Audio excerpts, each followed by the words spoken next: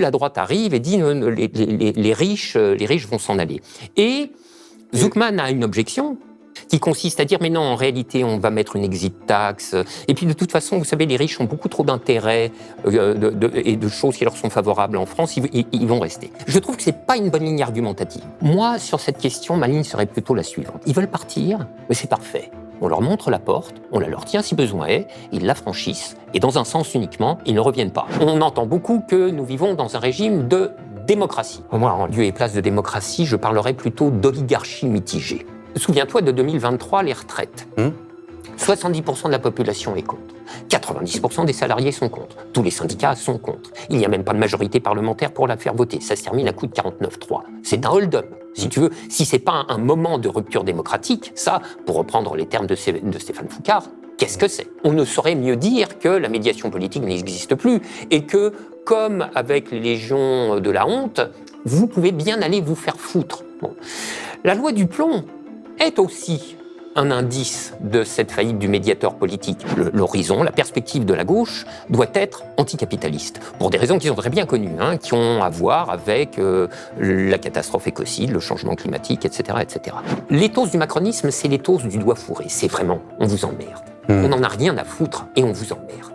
C'est pour ça que je reviens à ce que je te disais au tout début, le plan Bayrou, c'est le truc de trop. Et c'est l'occasion, c'est l'occasion ou jamais.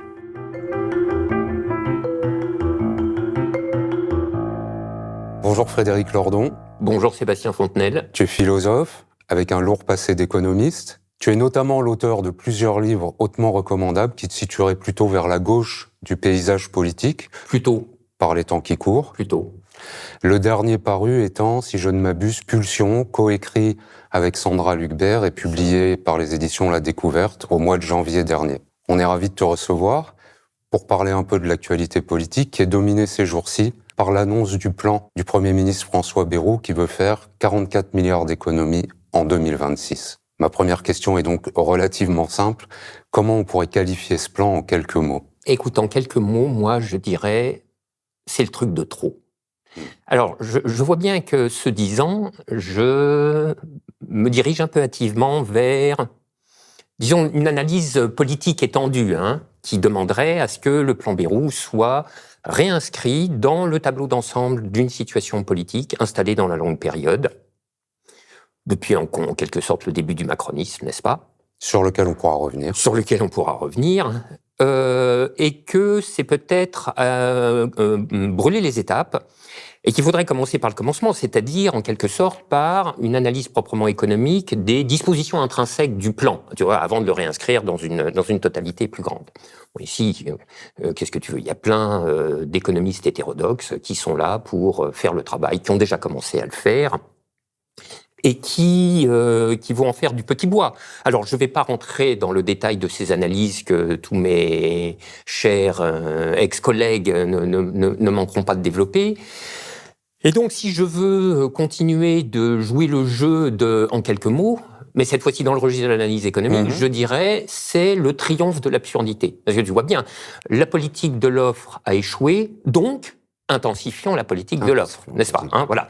La stratégie qui consiste à enrichir les riches en dépossédant les pauvres nous a menés dans la situation que nous savons, donc enrichissons davantage les riches en dépossédant davantage les pauvres. Alors, à ce moment, je sais qu'il y en a qui me feraient certainement remarquer que non, c'est pas du tout une question d'absurdité. Car en réalité, c'est leur projet. Parce que c'est notre projet! Tu te souviens de ces cris de putois que Macron avait poussés pendant sa première campagne. Et c'est vrai. Mais d'une certaine manière, si tu veux, l'exposition dans le débat public te contraint, quoi que tu en aies, à des montées argumentatives en généralité. C'est-à-dire que tu peux pas te contenter de dire... Ben écoutez, voilà, mon projet, c'est que je suis le parti des riches et on va se gaver comme des porcs. Et puis les pauvres, on va foutre la gueule dans le fumier. Merci de votre attention et n'oubliez pas de voter pour nous. Ça ne fonctionne pas. Ça marche Donc, pas. ça marche pas bien. Donc, il faut toujours essayer d'articuler la réalité de ces arrière-pensées à des arguments d'intérêt général. Toute la théorie de la politique de l'offre, du ruissellement et toutes ces couillonnades sont là pour ça. Moyennant quoi, si on les prend au sérieux, et on peut d'une certaine manière, alors revient en effet le verdict de triomphe de l'absurdité. Au sein de la gauche, il y a pas mal de voix qui s'élèvent en ce moment, depuis l'annonce de ce plan, pour demander l'application de la taxe Zucman, du nom de l'économiste Gabriel Zucman, qui consisterait dans les grandes lignes à instaurer un impôt plancher de 2% pour les 1800 plus grandes fortunes françaises, c'est-à-dire pour les 1800 contribuables dont le patrimoine dépasse les 100 millions d'euros. À ça, la droite répond que ça serait une mesure, d'une part, injuste. La droite extrêmement soucieuse de justice, donc considère que ça serait injuste.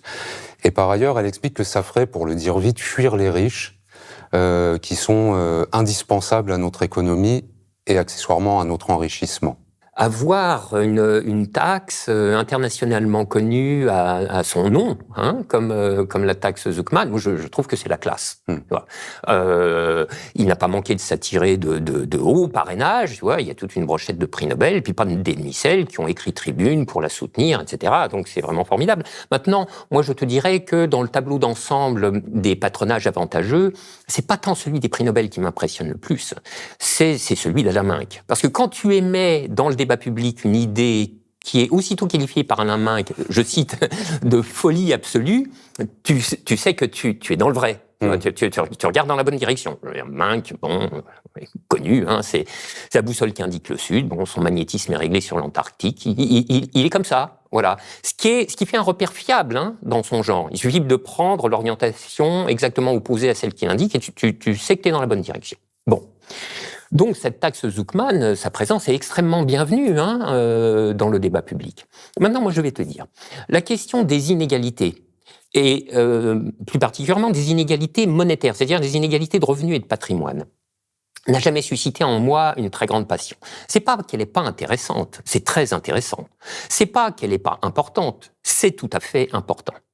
Mais, comment dire, c'est une critique interne au cadre du capitalisme. Tu vois, c'est une critique des excès du capitalisme à visée corrective dans le capitalisme. Et pour ma part, j'ai tendance à estimer, par les temps qui courent, que l'horizon, la perspective de la gauche doit être anticapitaliste, pour des raisons qui sont très bien connues, hein, que vous connaissez bien ici, hein, qui ont à voir avec la catastrophe écocide, le changement climatique, etc., etc.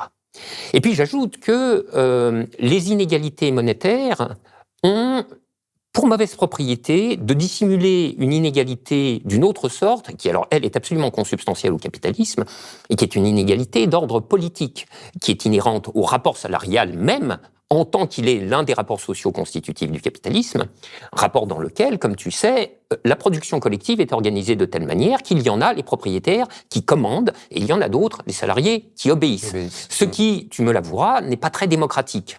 Si bien qu'au total, tu vois, la prétention d'une espèce de consubstantialité du capitalisme et de la démocratie apparaît comme une aimable fadaise. Alors effectivement, là-dessus, la droite arrive et dit les riches vont s'en aller. Et Zucman a une objection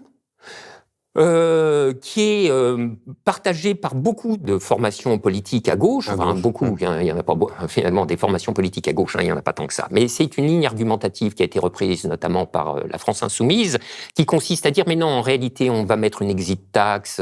Et puis de toute façon, vous savez, les riches ont beaucoup trop d'intérêts et de choses qui leur sont favorables en France, ils vont rester. Et moi, je trouve que c'est pas une bonne idée. Je trouve que c'est pas une bonne ligne argumentative, parce que si tu veux, si jamais on monte un peu la température et qu'au bout du compte, il y en a qui finissent par partir pour de bon, alors on dira, alors là, vous voyez, là, ils s'en vont. Donc, c'est pas bon du tout, il faut s'arrêter. Moi, sur cette question, ma ligne serait plutôt la suivante. Ils veulent partir, mais c'est parfait. On leur montre la porte, on la leur tient si besoin est, ils la franchissent, et dans un sens uniquement, ils ne reviennent pas. Au passage, alors, on peut effectivement leur appliquer une exit tax, ou je sais pas, une confiscation de leurs avoirs financiers. Enfin, ce que je sais, on peut avoir de l'imagination. Et en réalité, moi, c'est pour ça que le plan Bayrou m'a fait bondir, et notamment en entendant ce genre de choses, parce que je me souviens de la crise des subprimes en 2008, dans laquelle l'analyse avait fini par incriminer, tu sais, les formules de rémunération des traders avec leurs bonus, qui c'était un système d'incitation qui les poussait à faire littéralement n'importe quoi. Et à ce moment-là, on a entendu des gens qui disaient « Mais non, attendez, si vous commencez à réguler la rémunération des traders, ils vont s'en aller. » Mais oui, mon vieux. C'est exactement ce dont il s'agirait. C'est qu'ils s'en aillent. Et ils ne nous manqueront pas.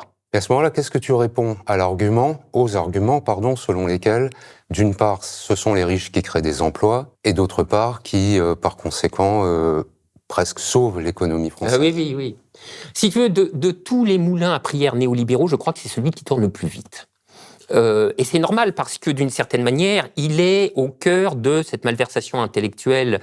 En quoi consiste l'idéologie, mais telle que Marx l'avait définie, et qui a pour effet de transfigurer les intérêts particuliers d'un groupe social en intérêt général. Donc ils nous sont indispensables, on ne peut pas faire sans eux. Bon. Et on ne peut pas faire sans eux pour deux raisons. La première, c'est qu'ils investissent dans l'économie, sans eux, pas de financement de l'économie. Et la deuxième raison, c'est qu'ils créent des emplois. Ce sont deux contre-vérités absolument notoires et qu'il faut absolument démonter dans le débat public. Alors on y va méthodiquement et dans l'ordre. Premièrement, ils investissent dans l'économie. Bon. Alors écoute, je te propose, pour donner une illustration un peu vivante à tout ça, je te propose une expérience de pensée qui va te prendre pour sujet. Bon, tu es connu comme cette personne qui nous régale de chroniques abrasives sur Blast, etc.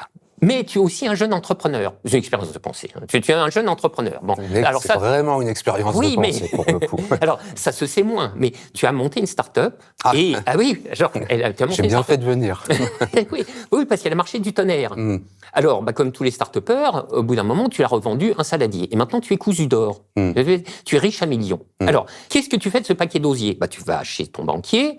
Et puis, avec le ton ferme dont tu es accoutumé, tu lui dis « placez-moi ça, il faut que ça crache ». Alors, M. Fontenelle, c'est parfait, je vous propose une solution d'investissement, on va acheter des actions. Ça finance l'économie, ça. C'est formidable, c'est très bien. Alors, tu disais « c'est parfait ». Alors, on va prendre un exemple, pour que ça soit simple. Il va t'acheter, tu lui demandes d'acheter du Total. Total, belle entreprise, n'est-ce pas ? Alors, il achète du Total. Alors, comment il fait ? Il va sur les marchés financiers et il passe un ordre d'achat de Total. Et puis, en face, il se présente un investisseur financier qui est partant pour te vendre son action Total. Tu vois bien que cette transaction, où il va y avoir un flux d'argent, n'est-ce pas, de toi à cet investisseur, cette transaction est un jeu purement interne au compartiment des investisseurs financiers. C'est-à-dire, l'entreprise Total ne voit pas la couleur d'une transaction qui a pour objet le titre de bourse Total, n'est-ce pas ? Pour que l'entreprise Total en voie la couleur, il faut une situation et une seulement qui survient lors de l'émission de nouvelles actions Total. Ça, c'est ce compartiment de l'émission, c'est ce qu'on appelle le marché primaire. Au moment de l'émission, effectivement, se présentent des investisseurs financiers qui souscrivent aux actions nouvellement émises. Et là, il y a en effet un flux financier qui va des investisseurs financiers à l'entreprise Total, laquelle fera ce que bon lui semblera avec le paquet d'argent qu'elle aura à récupérer. Et sitôt cette opération réalisée, l'investisseur financier, désormais détenteur du titre Total, peut aussitôt aller le revendre à un autre investisseur financier, etc., etc. Et ce jeu de la revente, c'est ce qu'on appelle le marché secondaire. Le marché secondaire, c'est le lieu, c'est le tourniquet de la finance spéculative, auquel les entreprises elles-mêmes sont complètement étrangères. Alors maintenant, donnons des ordres de grandeur. Le marché primaire, les émissions d'actions, chaque année, c'est de l'ordre de grandeur de la dizaine de milliards d'euros. Et encore, ce sont des émissions brutes seulement. Je ne rentre pas dans ce détail. Le marché secondaire, c'est-à-dire l'encours des actions cotées avec lequel, non pas la croisière, mais les investisseurs financiers s'amusent, c'est 3 000 milliards d'euros. Tu vois les proportions du pâté d'Alouette. 10 milliards, 3 000 milliards. La proportion est de 0,3% d'un côté, 99,7% de l'autre. Je fais une petite parenthèse. Ici, il y a toute une série de vétilleux et de pinailleurs qui viendront me dire « il dit n'importe quoi ». Il confond les stocks et les flux, il ignore que le marché secondaire est indispensable à la liquidité financière, etc. Alors, je les rassure, je sais ça très bien, ces objections n'enlèvent rien à, disons, l'économie générale de mon argument. 0,3%, 99,7%. De sorte que toi, quand tu vas aller placer ton patrimoine, tu as 0,3% de probabilité de contribuer au financement direct des entreprises et 99,7% de probabilité de nourrir le jeu de la spéculation financière. Donc, tu me comprends ? Les riches qui financent l'investissement, ma cache. C'était le premier point. Création d'emplois. Création d'emplois. Alors ça aussi, je pense que c'est une des ritournelles les plus universellement entendues. Les patrons créent les emplois. Là, on passe des riches, façon riche tout court, à les riches quand ils sont des grands patrons. Liliane Bettencourt, qui gratouille sur son tas d'or, Bernard Arnault. Pas pareil. Bon. Bernard Arnault, c'est un patron. Il crée des emplois. Les entreprises créent l'emploi. Eh bien non, les entreprises, les patrons, ne créent pas l'emploi. Ils n'ont absolument pas le pouvoir de créer l'emploi. Les opérations caractéristiques de l'entreprise en matière de travail, c'est pas créer l'emploi, c'est convertir en besoin, en force de travail, une demande qui leur est adressée et qui provient de la formation de la demande macroéconomique globale au terme de 2 répartitions successives. Premièrement, comment cette demande macroéconomique globale, sur laquelle les entreprises, à plus forte raison individuellement, n'ont strictement aucune influence, comment cette demande macroéconomique globale va-t-elle se répartir entre les différents secteurs d'activité? Puis, à l'intérieur de chaque secteur d'activité, comment elle va se répartir entre les diverses entreprises? Alors là, oui, en fonction de leurs efforts concurrentiels et de leur position compétitive. Mais tu vois bien que l'influence de l'entreprise, elle est de 3e ordre. Le premier ordre, c'est la demande macroéconomique globale, qui est réglée par la conjoncture, la politique économique. Le 2e ordre, c'est la répartition intersectorielle. Le 3e ordre, c'est la répartition intrasectorielle. Par conséquent, les entreprises, ne créant pas leur propre demande, ne peuvent pas créer l'emploi qui y correspond. Ça se saurait. Si les entreprises pouvaient créer la demande qui va entraîner de la création de postes de travail, nous vivrions dans un capitalisme d'une parfaite stabilité, dans lequel il n'y aurait jamais la moindre crise, jamais la moindre faillite, etc., etc. Et là, moi, ça me refait immanquablement penser à un épisode qui était absolument délicieux, qui était celui du CICE. La droite complexée de François Hollande avait mis en place le CICE, qui consistait en c'était un dégrèvement de cotisations sociales, mais c'était en dizaines de milliards d'euros que ça se passait, je sais plus si c'était 20 ou 30, je me souviens plus très bien. Bon. Et puis c'est normal, hein. Tu vois, on est socialiste, on pense que l'entreprise crée l'emploi, donc on lui fait la vie meilleure, par conséquent elle va créer des emplois. Et à ce moment-là, je ne sais pas si tu te souviens, mais il était question de créer 1 million d'emplois. Alors voilà. Notre ami Pierre Gattaz, qui était le président du MEDEF, avait, apporté pour toute garantie à la création du million d'emplois la fabrication de pins où il y avait marqué 1 million d'emplois. Oui, donc quoi, évidemment, on n'en a pas vu la couleur d'un seul. Et il y avait eu un épisode qui était... Il y en a eu quelques-uns. Il y en a eu quelques-uns. Mais si tu veux, il y en a eu quelques-uns. Mais si tu rapportes l'argent investi par emploi créé, c'est absolument grotesque. Bon. Et là-dessus, je me souviens que un journaliste, dont je me demande encore si il était un peu retors ou totalement idiot, avait tendu son micro au président de la Confédération générale des petites et moyennes entreprises. Et il lui avait dit, voilà, le CICE est voté, vous allez maintenant créer des emplois. L'autre lui avait dit, mais non, nous, on ne crée des emplois que si notre carnet de commandes est rempli. C'est-à-dire si on rencontre une demande. Ce qui est vrai. Et ce qui n'est pas à la portée des entreprises. Elles n'ont pas le pouvoir de créer leur propre demande. Donc de créer l'emploi qui correspond à cette demande. Par conséquent, les riches financent l'économie. Faux. Les patrons créent l'emploi. Faux également. Donc à un moment, il va falloir renoncer à toutes ces galéjades. Ce plan Bayrou s'inscrit dans un moment assez particulier dont on peut peut-être un peu arbitrairement, mais pas tant que ça, situer le commencement au mois de juillet dernier, avec le vol du résultat des élections législatives remportées par la gauche par Emmanuel Macron, qui donne le pouvoir à 2 premiers ministres de droite. Mais ce moment lui-même s'inscrit, c'est ce que tu évoquais tout à l'heure, quand même dans une assez longue, presque une tradition autoritaire du macronisme depuis 2017. Comment on peut le réinscrire dans cette durée ? Mon impression est que le plan... C'est comme ça que je suggère de le voir. Hein. Le plan Bayrou est une espèce de quintessence du macronisme. Par conséquent, il donne l'occasion d'une incrimination d'ensemble du macronisme.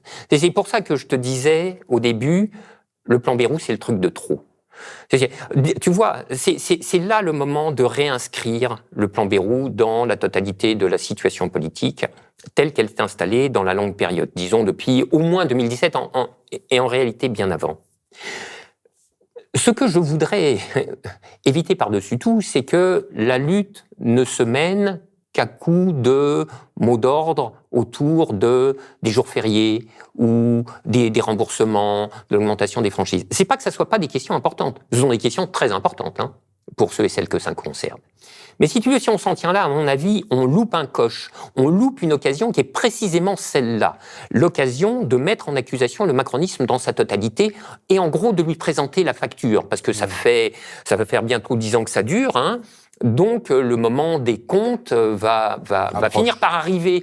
Et solder les factures à l'aide des seuls processus électoraux, comme tu l'as rappelé toi-même, c'est pas d'une efficacité garantie. Alors, en même temps, tu vois, il faudrait, puisque c'est l'heure des bilans, il faudrait dresser une espèce de tableau d'ensemble des accomplissements du macronisme, qui est une tâche qui défie l'esprit. On peut pas faire ça en 5 minutes au détour d'un entretien. Moi, je pense que c'est un exercice qui, en définitive, ressortirait au genre du livre noir. Il faudrait faire un livre noir du macronisme. Bon, là, il faudra se mettre à plusieurs, c'est une entreprise tellement énorme. Mais, en effet, à défaut d'un bilan parfaitement exhaustif, je veux dire, le passé tout à fait récent permet de ramasser, mais à l'appel, parce qu'en réalité, toutes les semaines, il se passe une énormité, des trucs. Moi, il y a une ou deux choses qui ont marqué ma mémoire récente. Alors, il y a la réapparition, tu vas rire, hein, mais non, tu le sais déjà, la réapparition du scorbut en France. C'est quand même tout à fait délicieux. Le scorbut, c'était la maladie de la circumnavigation au XVIe siècle. C'était un problème que se posait Magellan. Tu vois, donc normalement, on doit en être sorti. C'est censé être réglé depuis un petit moment, quoi. C'est censé être réglé normalement. Hein.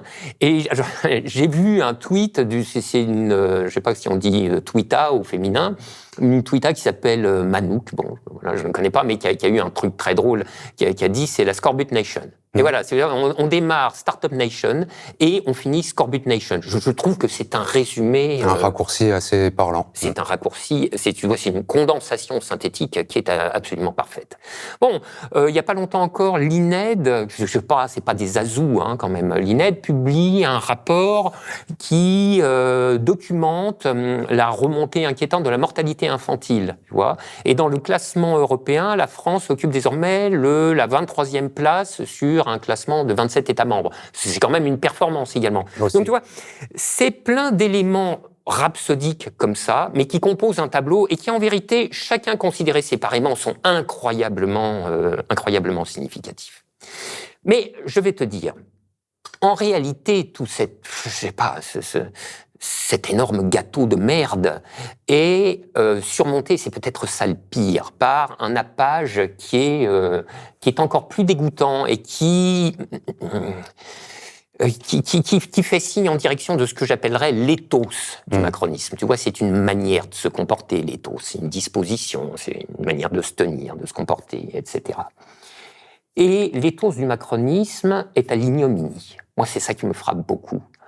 Je me rappelle, en 2017, juste après que Macron ait été élu, j'avais rédigé un texte, publié, je me souviens plus où je disais que la bourgeoisie de pouvoir, c'est celle-là dont nous parlons, celle qui est à la tête de l'État évidemment, mais du pouvoir économique, du pouvoir médiatique, etc.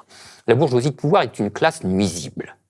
Mais je pense que très vite j'ai été en arrière de la main. Ce qu'il faut dire, c'est pas seulement la classe nuisible, c'est la classe ignoble. Ces gens-là sont ignobles. Alors là encore, il faut s'attacher à des choses récentes qui paraissent tout à fait anecdotiques, mais qui sont d'un anecdotisme en réalité très très profond. Tu vois, par exemple, la Légion d'honneur, la promotion de la Légion d'honneur. La dernière promotion déjà légendaire de la Légion d'honneur. C'est ça. Déjà, on rit, quoi. Enfin, on rit. Comment te dire Sophia Aram, Marlène Schiappa, Alexis Collère, tu vois, on a une espèce de panaché là qui est très représentatif de ce que c'est que l'ignominie de la bourgeoisie de pouvoir. D'une manière générale, sous Macron, bon, ça devait déjà avant être questionnable, mais sous Macron, tout particulièrement, la Légion d'honneur, c'est la Légion du déshonneur, c'est la Légion de la honte. Le macronisme aurait été une entreprise de promotion systématique des plus dégueulasses, mais dans tous les compartiments du jeu. Hein. Je veux dire, genre, en matière policière, Dieu sait que le macronisme s'est illustré, n'est-ce pas le préfet allemand a été multidécoré après les bons et loyaux services que tu connais, qui l'a rendu au pouvoir. Le commissaire qui avait commandé la charge qui a abouti à une militante d'attaque, Geneviève Leguet, 70 ans hein, quand même, finisse à l'hôpital pour je ne sais plus combien de semaines avec une fracture du crâne, a été décoré. Le commissaire qui avait commandé la charge qui a abouti à la mort de Steve Maia Canisso a été promu juste avant son procès, tu vois. Donc, l'éthos du macronisme, c'est l'éthos du doigt fourré. C'est vraiment, on vous emmerde. On n'en a rien à foutre et on vous emmerde. Bon, eh bien, c'est pour ça que je crois que le plan Bayrou, c'est avec tout ça, tu vois, le gâteau, le nappage, la cerise dessus, c'est avec tout ça qu'il faut rompre avec pertes et fracas. C'est pour ça que je reviens à ce que je te disais au tout début, le plan Bayrou, c'est le truc de trop. Et c'est l'occasion, c'est l'occasion ou jamais. Il y a un épisode qui est pas complètement inintéressant quand même, qui est pour une part qui s'inscrit bien dans le processus que tu viens de décrire, c'est l'adoption de la loi du plomb. Ah oui. Le passage en force sur la loi du plomb. Oui. Avec cette deuxième partie quand même, qui est celle de cette pétition qui a déjà été signée au moment où on parle par beaucoup plus d'1,5 million de personnes sur le site de l'Assemblée, qui ont donc fait l'effort d'aller la signer, etc. Qu'est-ce que ça nous dit ? Alors, écoute, c'est moi, dans le registre de l'ignominie, il y a effectivement quelque chose qui m'a particulièrement frappé, que j'ai lu dans un papier, je veux dire remarquable, de Stéphane Foucard. Dans Le Monde. Dans Le Monde, hein, où le papier commence par la description de cet épisode que beaucoup d'entre nous ont vu, je suppose, de Fleur Breteau, qui est une militante d'une association de cancéreux, qui, du haut de la tribune à l'Assemblée nationale, a pris à partie les députés qui venaient de voter la loi. Le début de l'article de Foucard est fracassant. Si tu permets, je voudrais le relire parce qu'on pourra difficilement faire mieux. Sans cheveux ni sourcils, le visage émacié encore marqué par l'épreuve de la maladie et de son traitement, une femme assistait de l'un des balcons du Palais Bourbon au vote solennel de la proposition de loi du sénateur Laurent Duplon. Fleur Breteau, fondatrice du collectif Cancer Colère, était invitée par des élus de gauche à assister au vote. À l'adoption du texte par les députés de l'Arc bleu-brun et de leurs supplétifs du parti présidentiel, sous les applaudissements victorieux, Fleur Breteau a crié « Vous êtes les alliés du cancer et nous le ferons savoir. Et maintenant, accroche-toi ». En réponse, ainsi que l'ont rapporté des journalistes présents, des rires ont traversé l'hémicycle.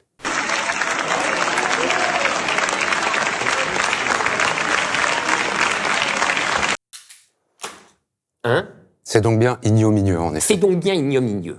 Voilà, c'est ça, l'éthos de la bourgeoisie de pouvoir sous le macronisme finissant. Donc c'est quand même très très impressionnant. Alors, ça ne nous empêche pas, si des questions de la loi du plomb, évidemment, de discuter par ailleurs, pour autant qu'on puisse le faire, et notamment autour de cette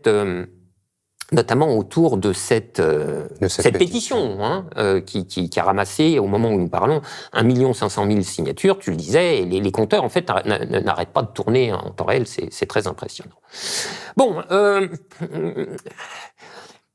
moi, à propos de cette pétition, je serais tenté de faire un petit détour, si tu veux bien. Un petit détour parce que cette pétition et ses suites probables, nous disent quelque chose du paysage institutionnel politique dans sa globalité. Et là, il faut poser une ou deux choses préalablement. Nous avons coutume de considérer, enfin, toi et moi, je ne suis pas sûr qu'on dirait ça, n'est-ce pas ? Mais on entend beaucoup que nous vivons dans un régime de démocratie. Voilà, minute papillon, il faut quand même y aller vite. Moi, en lieu et place de démocratie, je parlerais plutôt d'oligarchie mitigée. Oligarchie en tous les sens du terme, c'est-à-dire au sens littéral étymologique, c'est le gouvernement du petit nombre, et au sens politique polémique que nous connaissons, les oligarques, bon, on sait ce que c'est, on sait qui c'est, n'est-ce pas ? Et alors mitigé, ça veut dire, voilà, c'est ça. Alors voilà, mais c'est intéressant la question du mitigé. Mitigé, en principe, ça veut dire qu'il existe des forces de rappel qui ont pour vocation de faire remonter aux gouvernants les voix et les sentiments des gouvernés. Et ces forces de rappel se matérialisent au travers d'entités institutionnelles qu'on pourrait appeler des médiateurs. Alors des médiateurs, il y en a plusieurs sortes. Il y a les médiateurs politiques, il y a les médiateurs médiatiques, il y a les médiateurs syndicaux. La pétition, elle fait penser évidemment à ce qui se passe du côté des médiateurs politiques, bien sûr. Le propre de la crise actuelle et singulièrement du désastre du macronisme, mais ça datait déjà d'avant, c'est la faillite de tous les médiateurs. L'effondrement de toutes ces médiations qui censément font entendre quelque chose des gouvernés aux gouvernants. C'est particulièrement spectaculaire dans le cas de la médiation politique, en l'occurrence de la médiation parlementaire. Est-ce que tu peux préciser en quelques mots ce que tu entends par médiation politique ? Médiation politique, c'est tout le travail qui fait connexion entre des gouvernés et des gouvernants qui sont séparés. En réalité, le propre de l'oligarchie, c'est un gouvernement séparé. Or, il existe des connexions synaptiques, si tu veux, plus ou moins ténues, plus ou moins consistantes, et qui font remonter un signal des gouvernés jusqu'aux gouvernants. C'est ça, les médiateurs, n'est-ce pas ? Et normalement, les parlementaires qui retournent se faire engueuler dans leur circonscription, ça tombe là-dessous. Ça tombe sous la catégorie des médiateurs. Ce sont ces médiateurs. Ce sont des médiateurs. Mais les médias, au sens médiatique, les journaux, si tu veux, normalement, restituent quelque chose de l'opinion. C'est un peu la même chose. Un médiateur politique, c'est essentiellement les parlementaires. Cette médiation s'est effondrée. La sphère parlementaire a été aspirée dans le pouvoir exécutif, elle n'est plus qu'une chambre d'enregistrement. Je serais tenté de dire que c'est là que j'ai un point de désaccord avec Stéphane Foucart, dont le papier, je le redis, est par ailleurs extraordinaire. Et c'est un point de désaccord qui porte sur son titre, parce que Foucart titre le papier « L'adoption de la loi du plomb constitue un moment de rupture démocratique inédit. » Que ce soit un moment de rupture démocratique, personne n'en disconviendra. Moi, c'est inédit, si tu veux. Parce que, en réalité, la faillite de la médiation politique, dont il est question dans ce papier finalement, la faillite de la médiation politique, mais je dirais elle a 30 ans d'âge, on pourrait la repérer au travers d'une scansion de ces grands moments. Moi, je trouve que ça tombe bien, nous sommes en 2025, c'est le 20e anniversaire. Le premier grand moment de l'effondrement de la faillite des médiateurs politiques, évidemment, c'est le traité constitutionnel européen. Si tu veux, c'est là qu'on s'est aperçu que ce qu'on appelle la représentation parlementaire est en réalité une gigantesque distorsion. L'écart entre la position des parlementaires au moment du TCE, qui était favorable, je sais pas, à 90%, tu vois, et le vote de la population, 55%, c'est pas une petite victoire, hein. On les a défoncés, réellement. Si tu veux, cet écart donne une figure pure à l'anamorphose parlementaire. L'anamorphose, tu sais, c'est ces images bizarres qu'on observe dans les miroirs déformants. Alors, ça fait un peu foire du trône il y a un demi-siècle. Donc, le TCE 2005, c'était déjà un indice très très fort de ça. Et là, surtout la manière dont on s'est assis dessus, c'est la sphère parlementaire qui a récupéré les commandes, et on sait comment ça s'est terminé en 2008 avec le traité de Lisbonne. Mais dans un autre genre très proche, souviens-toi de 2023, les retraites. 70% de la population est contre. 90% des salariés sont contre. Tous les syndicats sont contre. Il n'y a même pas de majorité parlementaire pour la faire voter. Ça se termine à coup de 49-3. C'est un hold-up, si tu veux. Si c'est pas un moment de rupture démocratique, ça, pour reprendre les termes de Stéphane Foucart, qu'est-ce que c'est ? Et puis alors là, c'est peut-être... c'est curieux parce que j'ai l'impression que, tu vois, de tous ces épisodes qu'on existe, c'est celui qui a passé muscade le plus facilement. C'est le vol de 2024, qui, très honnêtement, ne peut pas être qualifié à moindre terme que de coup de force, et peut-être même de coup d'État. C'est quand même quelque chose de proprement extraordinaire. Donc, on ne saurait mieux dire que la médiation politique n'existe plus, et que, comme avec les légions de la honte, vous pouvez bien aller vous faire foutre. Bon. La loi du plomb est aussi un indice de cette faillite du médiateur politique. Pas que du médiateur politique d'ailleurs, parce qu'il y avait toute une série d'autres entités institutionnelles, dont Foucart fait la liste, qui étaient candidates à faire remonter du discours, de l'argument, etc. Des sociétés savantes, l'université, le CNRS, des groupes de médecins. J'ai même vu dans la liste de Foucart des fédérations mutualistes. Ben oui, les mutuelles vont se retrouver à passer la serpillière derrière, tu vois. Je veux dire, c'est bon. Évidemment, toutes ces voix ont été méthodiquement ignorées. Bien sûr. Donc là, on a quelque chose, on a un ensemble qui est vraiment très, très spectaculaire, quoi. Est-ce que depuis 2005, il n'y aurait pas cette petite différence quand même d'une espèce semblant de revivification d'une gauche un peu plus offensive depuis quelques années ? Ah oui, c'est vrai. Absolument. Mais c'est absolument vrai. Et puisque nous sommes dans la problématique de la médiation, précisément parlons-en, parce que la France insoumise revendique quand même le retour à la médiation politique d'une certaine manière. Oui, mais entre autres choses, je veux dire, pour moi, le travail de médiation qui n'épuise pas la question, hein, mais qui, en l'occurrence, me semble le plus spectaculairement visible, c'est la médiation qui redonne voix au quartier populaire. Je veux dire, il n'y avait aucune formation politique inscrite dans le champ institutionnel électoral, hein, tu vois, ce qui est déjà une restriction considérable. Mais il n'y avait aucune formation politique de cette sorte qui donnait voix au quartier populaire. Et là, ça c'est un travail de médiation, par exemple, typiquement. Tu évoquais la médiation médiatique. Oui. On viendra aux médiations syndicales après. Oui.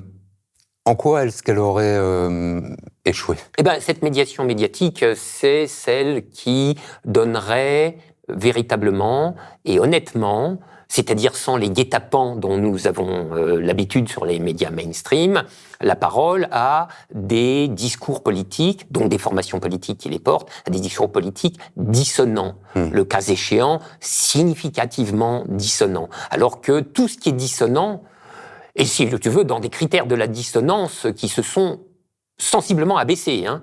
Tu vois, la dissonance, ça commence très très vite, hein, désormais, est aussitôt stigmatisée et méthodiquement massacrée en plateau. Ce qui est bien certain, c'est que la transformation radicalissime de tout le secteur de la presse devrait venir, mais tout en haut de la liste, tout en haut de l'agenda d'un pouvoir de gauche qui parviendrait au pouvoir. De toute façon, il y va simplement des conditions de possibilité de sa réussite raisonnablement probable. Hors de ça, je veux dire, le massacre est assuré. Assuré. Oui. Alors, je reviens rapidement au plan Bayrou pour t'amener vers ces médiations syndicales, puisque les grandes centrales, comme il est convenu de les appeler, ont convenu de se réunir et se sont déjà, je crois, vus pour éventuellement étudier la possibilité d'une mobilisation à la rentrée. Est-ce que c'est un motif raisonnable d'espérer ? Écoute, pour tout te dire, bon, le suspense est insoutenable, hein. J'ai peur que non. J'ai peur que non. C'est très compliqué dans cette affaire parce que je voudrais qu'il aille sans dire que désormais, chaque fois que je vais dire syndicale ou médiation syndicale, je parle exclusivement des directions confédérales et que la différence est abyssale entre ces directions et la base. Et leur base. Voilà. Donc c'est une question passablement douloureuse. Mais lorsqu'on analyse, disons, structurellement les institutions syndicales, que voyons-nous ? Nous voyons qu'elles sont devenues une composante institutionnelle d'un tableau institutionnel d'ensemble et que, comme telles, elles ont incorporé, intégré les intérêts du système institutionnel d'ensemble avec lequel elles n'ont plus aucun désir de rompre. C'est une position qui pouvait, à la rigueur, être tenable à l'époque du Fordisme ou du tout premier néolibéralisme, c'est-à-dire en une période où le pouvoir de la parole syndicale existait encore, c'est-à-dire où il était entendu. Comment dirais-je, sous sa forme maximale, ça fait penser à ce qu'était la grève à la japonaise, tu sais. La grève à la japonaise, hein, je ne sais pas si c'est encore le cas maintenant, mais dans les années 60-70, ils se mettaient un brassard où il y avait marqué en grève. Aussitôt, la direction arrêtait tout et ouvrait des négociations. Tu vois, je veux dire, tu as bien compris que... On est un peu loin. Ben voilà, depuis un moment déjà, si des salariés se mettent un brassard en grève, les patrons, c'est merveilleux, continuez mes bons amis, j'ai bien vu votre brassard, hein, courage, tenons les cadences. Donc effectivement, ces stratégies-là de la parole syndicale en tant qu'elle est une parole institutionnelle est à efficacité tendanciellement évanouissante, et on n'en a jamais eu plus cruelle démonstration qu'en 2023 avec les retraites. Le front syndical parfaitement uni, hein,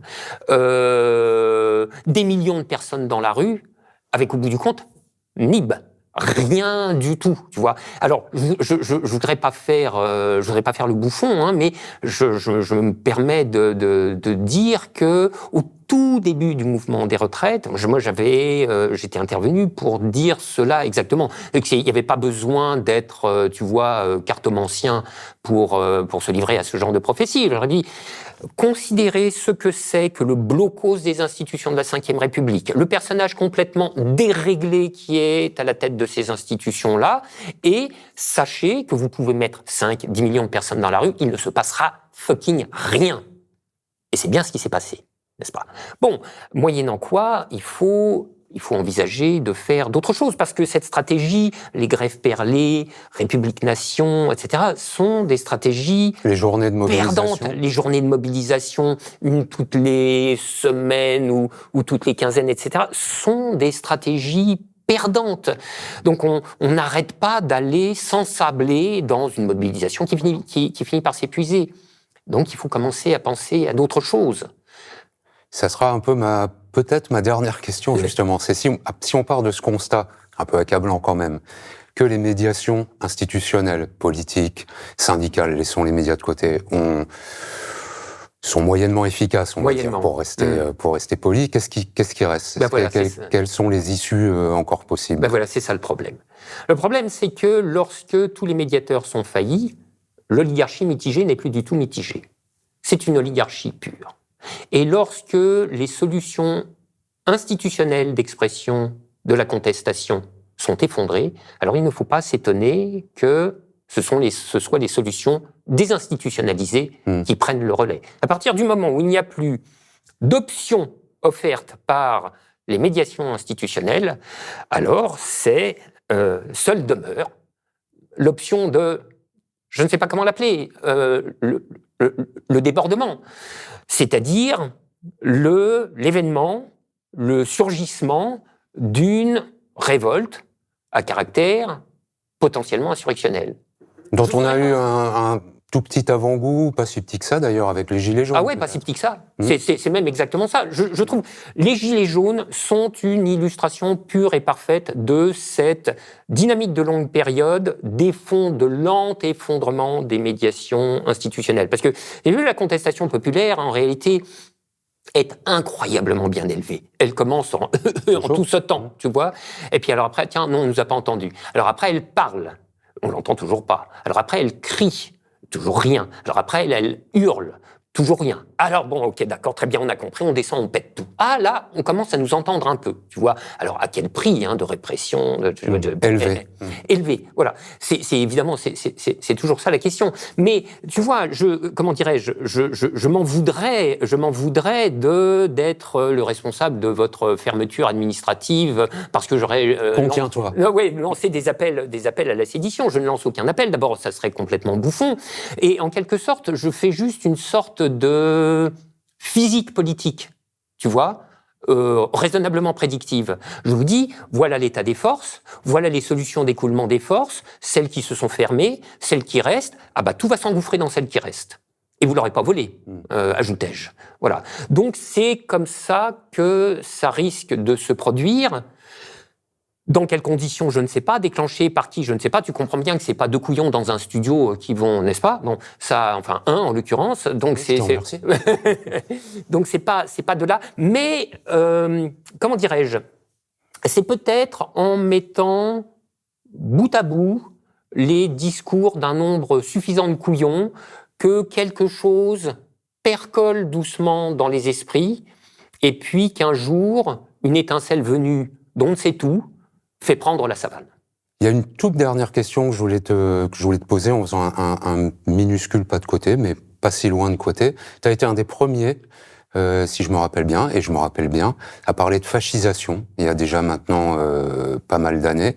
On est à un peu moins de 2 ans de la prochaine élection présidentielle, avec une extrême droite qui monte, qui est pour une part au gouvernement d'ailleurs. Tu vois ça comment? Je vais te faire une réponse mitigée à la limite du contradictoire. Bon, d'abord, oui, en effet, j'ai parlé de fascisation contre des bons amis qui me disaient « non, tu exagères », etc., qui me faisaient valoir des arguments que j'avais bien en tête, qui ne sont pas complètement controuvés, qui sont des arguments qui disaient « mais écoute, ce vocable politique a été complètement démonétisé à force d'abus ». Quoi, tu vois, je veux dire, Chirac était facho Chirac, etc., etc. Oui, bon, c'est vrai.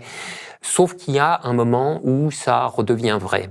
Et le problème, c'est d'avoir l'idée du moment avec le moment avant que le moment n'arrive, parce que la loi avec les processus de fascisation, c'est que avant l'heure c'est pas l'heure, mais après l'heure c'est trop tard. C'est trop tard. Voilà. Et ça, c'est quand même très très embêtant. Or, on va pas rentrer dans le détail de l'argument, mais si tu veux, il y a un nombre d'indices qui se sont accumulés sous le macronisme, lequel macronisme a réellement poussé tous les curseurs en avant et préparé un terreau absolument propice à ce que le processus soit complètement achevé. Hein. Et la situation à cet égard est donc très inquiétante.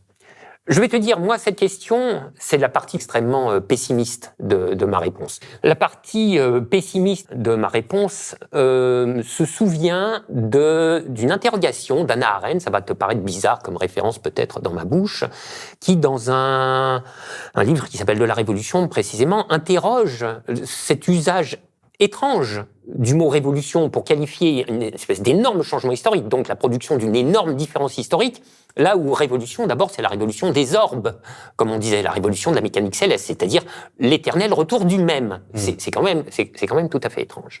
Et l'une des raisons, c'est que révolution, au sens de la mécanique céleste, mais au sens transposable en politique, révolution est donc une figure de la nécessité implacable.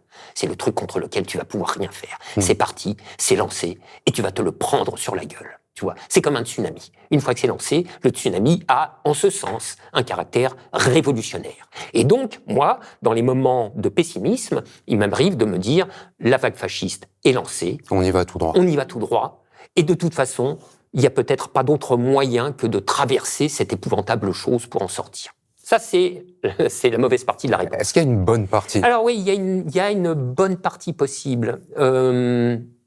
Il faut quand même bien voir que la France est un pays un peu particulier, non pas qu'elle n'ait aucune disposition au fascisme, nous savons très bien le contraire. Hein, bon.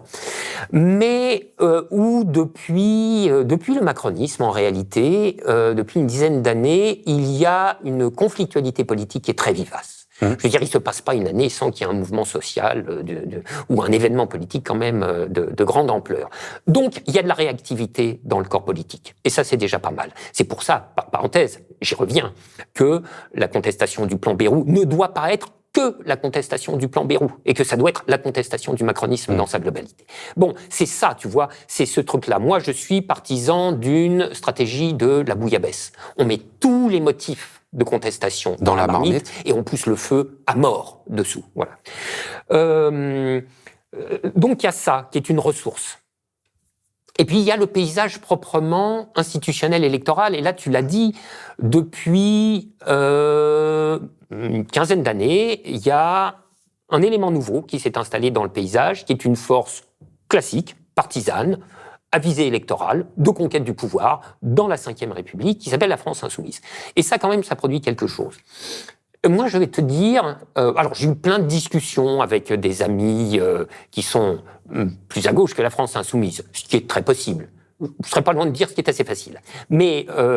c'est intéressant de le dire, quand même. Oui, c'est intéressant de le dire. Dans le discours public, c'est l'extrémité ultime de l'extrême gauche. Non, mais voilà. À gauche de la France insoumise, il y a le vide de la terre plate. Tu vois, on chute. Bon. Donc, en effet, c'est possible. On ne va pas rentrer dans cette discussion de l'articulation des phénomènes institutionnels électoraux et des phénomènes politiques, lato sensu, etc. Laissons ça de côté. Mais moi, je crois, ça va te paraître peut-être surprenant, mais je crois que, si on regarde les données strictement électorales, je crois que ça ne se présente pas si mal, 2027, pour la France insoumise. Pas si mal. Évidemment, tout le discours médiatique va être là pour matraquer que la France insoumise fait 2%, Jean-Luc Mélenchon est la personnalité la plus détestée de toutes les personnalités politiques françaises, que François Ruffin est la plus sympathique à tous et toutes, qu'avec Olivier Faure, ils feront une équipe du tonnerre, peut-être même en s'entendant avec Raphaël Glucksmann, là on aura le fin du fin, etc., etc. Mais tu comprends, comme tous ces messages sont émis à partir de l'une des institutions qui est tombée dans le plus profond discrédit de tout le paysage institutionnel, à savoir les médias, moi je pense que c'est plutôt à l'avantage de la France insoumise. Il n'y a rien de tel que d'être haï par ces gens-là. Ça te rend immédiatement sympathique. Et ceci d'autant plus que nous sommes dans un état du champ politique institutionnel électoral tel que la France insoumise est devenue par le fait la seule incarnation d'une différence. Et moi j'ai toujours considéré que c'était ça la martingale du succès. La martingale, c'est d'incarner la différence dans un paysage qui, par ailleurs, est complètement homogénéisé. Il y a 20 ans, la différence, là où le bloc homogène était constitué de cette vasouille entre partis socialistes, REPR, etc., la différence, c'était le Front National. Et puis le Front National s'est totalement normalisé. Il est devenu eurolibéral. Pendant ce temps, les autres sont devenus aussi racistes que lui, si bien qu'entre les républicains, les macronistes, tu vois, je veux dire, sous ce rapport, on ne voit plus la différence. Bon. La seule différence maintenant, c'est la France insoumise. Et ça, c'est si tu veux, c'est un magnet. C'est un pôle de captation de tout un tas de choses. Ajoute à ça l'émiettement de l'offre présidentielle qui est en train de se produire. On n'aura plus Macron, mais on aura bien Édouard Philippe, on aura je sais pas quoi, tu vois, Villepin dans un coin, Retailleau dans l'autre, etc. Je pense que la barre de qualification pour le deuxième tour va baisser. Et que là, il peut se produire quelque chose. Merci infiniment. Merci à toi, Sébastien.